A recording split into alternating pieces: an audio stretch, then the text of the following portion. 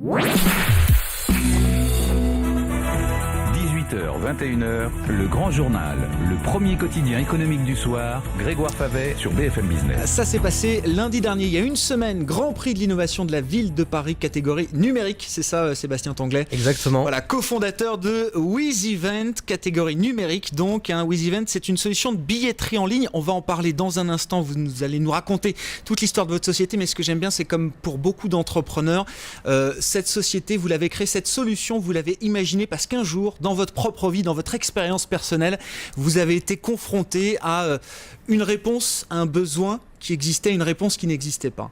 Exactement. Alors pour raconter l'histoire rapidement, dans ma jeune expérience, parce que c'était à l'époque à laquelle on était étudiant, on organisait pas mal d'événements sportifs, soirées. D'ailleurs, un événement qui existe toujours, qui s'appelle le Vélo Tour, qui réunit 20 000 personnes chaque année en cumulé. Et c'est face à cette organisation d'événements que s'est rendu compte qu'il y avait un trou dans la raquette, comme je peux dire, parce que on avait des difficultés à trouver une solution, enfin quelque chose qui nous permette de vendre en ligne. On s'est rendu compte tout de suite que c'était super important de vendre en ligne parce que ça nous permettait de collecter de l'argent évidemment, mais de communiquer et de collecter beaucoup d'informations sur les personnes qui participent et derrière de pouvoir fidéliser et capitaliser d'une année sur l'autre. Il y a une base de données, il y a une force promotionnelle, marketing qui est beaucoup plus importante. Exactement. Et là, vous n'avez pas trouvé de réponse à votre besoin. On a bricolé une solution, donc on a quand même trouvé une réponse. Oui, on n'est pas resté comme ça, les bras en bas. Vous avez créé votre réponse, mais sur le marché, il n'y avait rien qui existait qui était satisfaisant pour vous. Effectivement, à l'époque, il y avait pas grand chose sur le marché, on était soit on allait faire appel à des distributeurs, dont c'est le métier, mais pour s'auto-distribuer, pouvoir vendre soi-même ses places ou ses inscriptions en ligne, ça s'avérait assez compliqué et on a bricolé au départ quelque chose, comme beaucoup d'événements bricolent des choses avec du PayPal par exemple ou autres, des solutions qui sont plutôt de l'ordre de terminal de paiement électronique et derrière de fil en aiguille, on s'est rendu compte qu'on n'était peut-être pas les seuls à avoir ce besoin et comme beaucoup d'entrepreneurs, nous avons creusé, nous avons regardé outre-Atlantique, on s'est beaucoup inspiré de ce qui se passait également aux États-Unis et on a lancé du coup cette première plateforme, WizEvent. Exactement, cette première plateforme de billetterie et d'inscription en ligne pour vendre ces événements sur Internet. Alors qui s'adresse à qui aujourd'hui justement? Quelles sont les différentes catégories de cibles que vous avez pu identifier aujourd'hui? Alors au jour d'aujourd'hui, donc notre grande mission, notre grande mission, c'est de permettre à tout le monde de vendre ses places sur Internet. Et on s'est rendu compte qu'en fait, on s'adressait à deux publics un peu différents. Le gros de notre marché, ce sont les petits et les moyens organisateurs d'événements. Alors c'est très vaste, ça va aller par exemple d'une conférence ou du conférence des business angels à Paris qui va avoir lieu là dans quelques jours, je pense à des clients comme ça, ou alors à un stage de judo qui va avoir là lieu pendant les vacances de Noël. Donc voilà, à eux, on leur permet de vendre sur Internet. C'est le monde associatif, le monde professionnel, c'est voilà, je veux organiser un séminaire, je suis une association, je suis un organisateur de spectacle. Je suis aussi un organisateur de spectacle, donc là c'est aussi vraiment aussi l'autre partie. On s'est rendu compte aussi qu'on permettait finalement aux producteurs et organisateurs de spectacles de corriger une anomalie. Jusqu'à présent, ces personnes-là produisaient, donc investissaient de l'argent, investissaient aussi de l'argent dans de la communication, mais derrière, au moment de transformer, de se construire une base de données, rediriger vers des distributeurs. Donc là, on leur permet, pour un volume, on est compatible avec les réseaux de distribution, et on leur permet de vendre une partie eux-mêmes du travail qu'ils font, de le vendre directement. Pour ça, nécessairement, il faut que la solution soit très facile à utiliser. Exactement. Vous êtes obligé d'être dans la facilité d'utilisation. Vous utilisez d'ailleurs, c'est un modèle de cloud computing, c'est-à-dire que vous proposez un service dématérialisé dans les nuages, comme on dit, à des clients qui s'en servent très facilement. C'est le principe. Lorsqu'on arrive du coup sur cette plateforme qui est vraiment dédiée aux organisateurs d'événements, on n'est pas du tout un portail pour acheter ces places, on s'adresse vraiment uniquement aux organisateurs. La personne très simplement en moins de 5 minutes se crée un compte avec une adresse email, un mot de passe et derrière paramètre son module de vente, le publie sur Internet. Si il n'a pas de site Internet, il peut se paramétrer une page, un peu comme une page Facebook avec d'un événement. Il crée une page événementielle. Une page événementielle dans laquelle il décrit le lieu, etc. Ouais. Il met son module de vente et il peut commencer à vendre instantanément, pas besoin de rentrer dans des process administratifs ou assez lourds. Donc il commence à vendre et puis il va jusqu'au contrôle des accès le jour J. Oui, c'est ça. C'est-à-dire que derrière, vous lui apportez toute la solution sur place où on peut checker les billets avec un petit laser. Enfin, je sais pas. Exactement. On appelle ça des douchettes. Douchettes.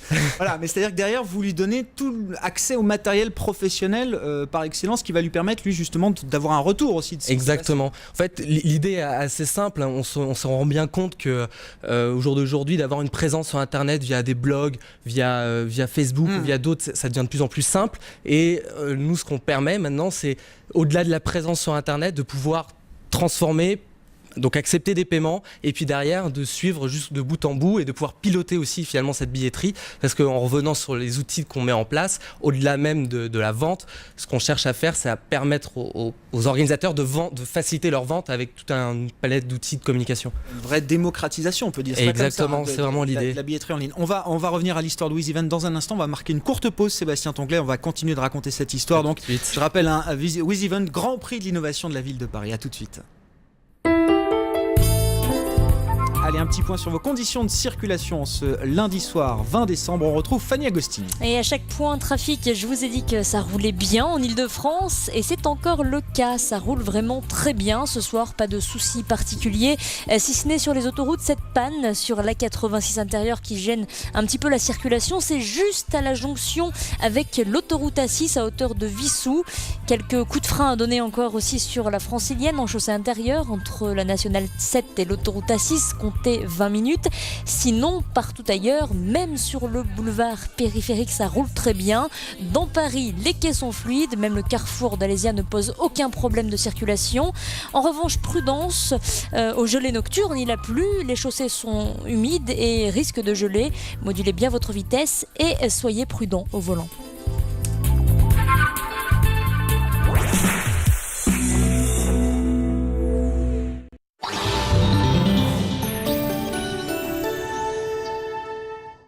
Maîtriser les technologies, anticiper les visions stratégiques, assimiler les nouvelles tendances. Le IT for Business Forum, le rendez-vous incontournable des décideurs. Dans le cadre prestigieux de Courchevel, 300 dirigeants de grandes entreprises se rencontrent du 7 au 9 avril prochain. De multiples opportunités de networking, des intervenants prestigieux, experts, chercheurs, économistes, pour un événement unique. Participez au IT for Business Forum du 7 au 9 avril 2011. Téléchargez gratuitement l'application BFM Business sur votre iPhone ou votre iPad et emportez tout BFM Business avec vous. L'appli BFM Business, toute l'écho, comme vous voulez.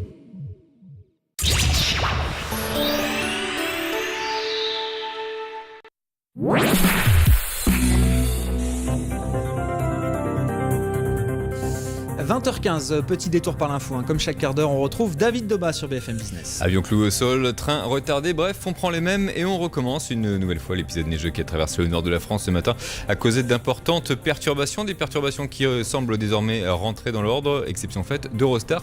Le groupe demande en effet aux passagers de ne pas se rendre dans les gares parisiennes et londoniennes, un groupe qui n'est plus en mesure actuellement d'absorber le flux de passagers. Une nouvelle vidéo d'Hervé Guéquière et de Stéphane Taponi aurait été envoyée ce soir aux autorités françaises. Les deux journalistes, je vous le rappelle, sont retenus en otage en Afghanistan depuis près d'un an maintenant. Une annonce qui intervient alors que demain, François Fillon rendra hommage aux soldats français présents sur place. 2 d'entre eux sont décédés la semaine dernière. La Maison-Blanche tape du poing sur la table. Washington affirme en effet qu'il est temps désormais pour Laurent Gbagbo de partir. Le Conseil de sécurité de l'ONU fait part ce soir de son intention d'envoyer davantage de troupes sur place. L'ONU qui menace également de poursuivre tous ceux qui s'attaqueront aux civils ou aux casques bleus. Encore un peu de patience en Haïti. Les autorités ont en effet décidé de reporter la publication des résultats de la présidentielle. Un report qui devrait donc permettre aux experts de vérifier la validité du scrutin. On termine avec un dramatique accident ce matin dans le nord de la France. Un TER a percuté une voiture à un passage à niveau près de Maubeuge. Les 3 passagers présents dans le véhicule sont décédés. Le passage à niveau est pourtant qualifié habituellement de sûr. Et je vous rappelle, à la Bourse de Paris ce soir, une petite clôture pour le CAC 40, petite hausse, plus 0,46%, on est à 3885 points au final, et l'euro-dollar, on est à 1,31 environ ce soir.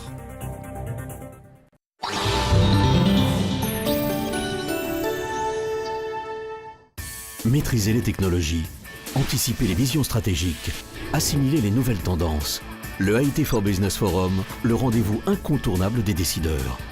Dans le cadre prestigieux de Courchevel, 300 dirigeants de grandes entreprises se rencontrent du 7 au 9 avril prochain. De multiples opportunités de networking, des intervenants prestigieux, experts, chercheurs, économistes, pour un événement unique. Participez au IT for Business Forum du 7 au 9 avril 2011.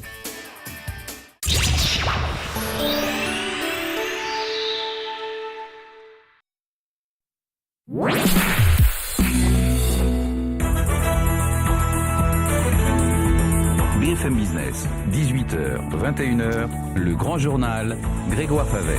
Et c'est donc le Grand Prix d'innovation de la ville de Paris, catégorie numérique WizEvent. On est avec le cofondateur de cette solution de billetterie en ligne, Sébastien Tonglet, on en parlait. Donc, marché, enfin, je ne sais pas si c'est un marché limité, mais on en parlait pendant la pause. Enfin, ça va de la loterie de village qu'on veut organiser sans vendre forcément ses billets de la main à la main, à l'association qui organise un événement sportif, à l'entreprise qui organise un séminaire. Enfin, je veux dire, c'est un marché que vous arrivez même à quantifier ou...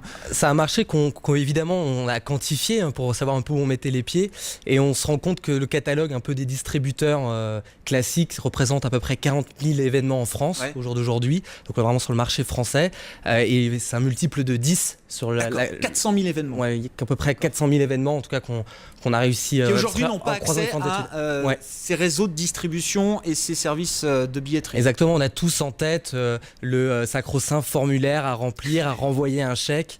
Voilà, c'est contre ça qu'on se bat aussi tous les jours. Non, mais bien, dématérialisation, suppression du papier, c'est ça, c'est le zéro papier derrière. Ah, c'est un peu business aussi. model quand même. Comment est-ce que vous gagnez de l'argent là-dessus? Alors, comment on gagne de l'argent là-dessus? On gagne. Notre ambition, c'est démocratiser. Donc, du coup, on vend pas très cher. On prend juste une commission dans un modèle gagnant-gagnant. On prend une commission sur chaque vente qui a été réalisée. Grosso modo, l'organisateur ne paye que si il vend avec la solution, avec un paiement par carte bleue. Et le modèle est à 2,5% avec un minimum. Sur chaque ticket vendu. Sur chaque ticket vendu avec un minimum à 1 euro TTC. Voilà. D'accord, ok. À côté de ça, on développe tout un tas de services plus de l'ordre de premium, du freemium on va dire, qui permet de faire de la personnalisation des billets, etc. Donc on rentre dans des prestations un peu plus haut de gamme. Voilà, c'est ça. Même dans l'aspect promotionnel, marketing, vous pouvez apporter tout un tas de conseils derrière pour doper un peu les ventes de l'événement. Ouais. Vous êtes sur le marché français aujourd'hui. C'est un marché qui est relativement ouvert, on l'a compris, puisqu'on a 40 000 événements qui sont aujourd'hui couverts par des réseaux de distribution. Il y en a 400 000 peut-être encore à couvrir. L'ambition également, tout de suite, de partir sur d'autres marchés en Europe, Sébastien Tonglet. Ouais, également, on va pas s'arrêter là, c'est le début de l'aventure. C'est une ambition dès le départ. C'est une ambition dès le départ, ouais. C'est une ambition qu'on a tout de suite eu en tête, d'aller bien plus loin que nos frontières françaises, d'aller tout de suite, de faire un vrai acteur européen sur ce marché. Donc aujourd'hui, on est en autofinancement, on est en train de bosser au jour d'aujourd'hui aussi sur un financement qui nous permettrait de passer la 5e, grosso modo, et d'aller très vite sur ce marché de l'événement à travers l'Europe, et notamment en Espagne, en Italie, en Allemagne, en Angleterre. Et il y a des différences entre ces marchés européens, et il y a vous parliez tout à l'heure, vous le disiez, vous êtes inspiré de ce qui se fait sur le marché américain, qui est souvent une bonne source d'inspiration, j'imagine, mais dans ce domaine-là, ce service de billetterie en ligne, cette démocratisation, on est encore à des lieux de retard par rapport à ce qui se fait dans d'autres pays aujourd'hui en France. Et c'est vrai que la culture américaine sur le paiement, déjà sur les événements, il y a beaucoup plus d'événements payants aux États-Unis qu'en France ou en Europe. Et puis la culture du paiement en ligne et de l'internet est beaucoup plus forte. Donc il y a un travail aussi un peu d'évangélisation à faire sur ce marché-là. Mais le marché est évidemment aussi, à mon sens, assez mature pour pouvoir tenter l'aventure. En tout cas, c'est ce qu'on fait tous les jours. Vous voulez rester dans ce domaine strict de la billetterie? Il y a d'autres axes de développement que vous avez aujourd'hui en tête? Alors aujourd'hui, ouais, on a d'autres axes. On concentre tous nos efforts sur l'événement, mais derrière ça, on s'est rendu compte qu'il y avait aussi des marchés connexes, notamment dans toute la brique et tout le milieu des loisirs. Aujourd'hui, on a des événements qui nous utilisent, par exemple pour un stage, on l'évoquait tout à l'heure, un stage de danse ou un stage de judo. Donc on est dans le loisir, mais il y a aussi des organisateurs qui nous utilisent. On a 3000 événements en ce moment sur la plateforme, et il y a des organisateurs qui nous utilisent sur de la partie, par exemple. Je vais citer un exemple, ça va être une initiation vol de montgolfière. Donc ça, c'est un lieu, et derrière ça, cette personne-là qui va faire des offres promotionnelles sur Groupon, qui va aussi être packagée dans des Wonderbox, etc. à la période de Noël, va, grâce à nous, pouvoir vendre également toute l'année sur Internet sa propre solution et se construire une base de clients fidèles. Donc là, en des tout cas, clients qui vont, chercher à bosser là-dessus. qui vont pouvoir multiplier leur canal de distribution. Il y a Exactement. les box, il y a Groupon et il y aura également WizEvent, Il y a- la création d'un mini-site qui leur permettra Exactement, il y a le côté ponctuel et puis ce qu'ils pourront faire tout au long de l'année et construire. Et à côté de ça, on travaille aussi sur d'autres univers connexes comme tout ce qui est la collecte finalement d'argent, que ce soit des dons, des adhésions, et de permettre, si vous voulez, à tout ce tissu associatif qui est très riche d'ailleurs en France et même au travers l'Europe, de pouvoir payer ses cotisations en ligne et éviter de passer par la case secrétariat au mois de septembre notamment. 2 ans et demi d'existence, c'est ça pour Ouais, WizEvent la société a été créée effectivement en avril 2008 et le produit par contre commercial a été lancé en mars 2009. Donc ça fait à peu près avec presque l'idée, 2 ans. dès le départ là aussi, l'idée de se développer seul jusqu'à un certain point, de se dire qu'un jour il faudra peut-être s'adosser à un grand groupe spécialiste, géant du paiement ou de la distribution en ligne.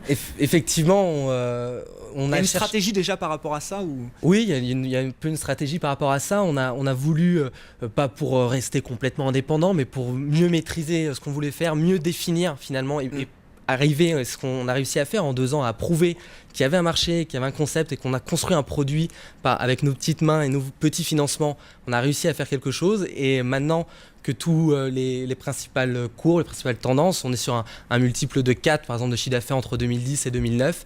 On sent que c'est le moment. D'ailleurs, on travaille là-dessus pour le premier trimestre 2011 maintenant, qui arrive tout de suite. Donc tour de table à suivre. Un tour de table à suivre pour pouvoir vraiment accélérer. Bon, juste pour dire un dernier mot de ce Grand Prix de l'innovation de la ville de Paris, c'est quoi? C'est un titre symbolique ou il y a quelque chose un peu de concret derrière? Il y a un peu d'argent, il y a quelque chose qui vous aide? Ça va plus loin simplement qu'une décoration symbolique?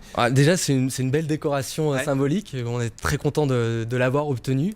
Effectivement, ça s'arrête C'était pas il y a là. une semaine. Déjà tout de suite, vous en mesurez les retombées auprès de vos clients, auprès des prospects que vous avez éventuellement. C'est quelque chose que vous mesurez tout de suite? C'est quelque chose qu'on peut mesurer tout de suite, et déjà effectivement auprès de nos clients, mais c'est déjà quelque chose qu'on mesure tout de suite parce qu'on est ici ce soir à en discuter. Ça fonctionne. Et donc la preuve que ça fonctionne. Et puis à côté de ça, il y avait 15 000 euros de primes et puis la possibilité d'intégrer une pépinière d'entreprise, notamment la pépinière technologique qui est dans le 20e à Paris. Ouais. Voilà. Et vous allez vous installer là-bas là? C'est fort probable. Pour l'instant, on a nos locaux aussi, ça se passe bien, donc on va regarder, on va évaluer tout ça. Bon, merci beaucoup d'être venu nous voir, Sébastien. Merci Cambet, à vous. donc le cofondateur de WizEvent, je le rappelle, un grand prix de l'innovation de la ville de Paris, catégorie numérique. Ça se passait la semaine dernière.